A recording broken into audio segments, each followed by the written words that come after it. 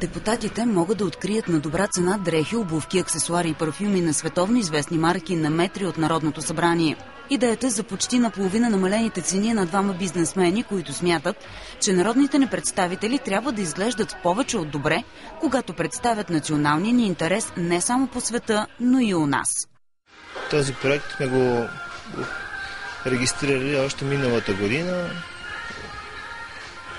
Всички народни представители имат удоволствието да си пазаруват нашите колекции през цялата година с една много атрактивна отстъпка. Ние разглеждаме народните представители като един корпоративен клиент. Съответно, ние предлагаме такива корпоративни отстъпки за много фирми.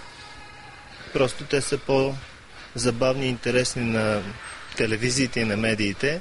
От магазина са убедени, че депутатите не отскачат до тях с кришум, когато в пленарна зала се куват важни закони.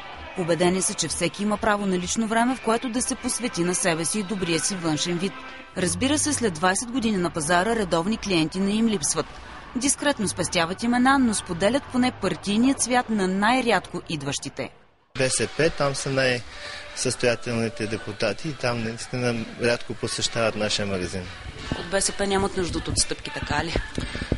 Те нямат нужда от ефтини дрехи. Простете невежеството ми, но даже не се сещам кой магазин имате предвид и със сигурност никога не съм влизала в никой от магазините срещу Руската църква. Звучи ми безумно да се правят отстъпки за определени категории хора и аз не вярвам, че някой от първо, че поставям под съмнение, че това е истина и второ, се съмнявам, че някой от колегите се възползва от тази възможност. Истина е обаче, че магазинът съществува, намаленията също, а колеги на Мая Манолова са клиенти тук, защото хората, които се разхождат по жълтите павета, трябва да изглеждат добре, подчертават от управата на магазина за луксозни стоки. За TV7 Илияна Шишкова.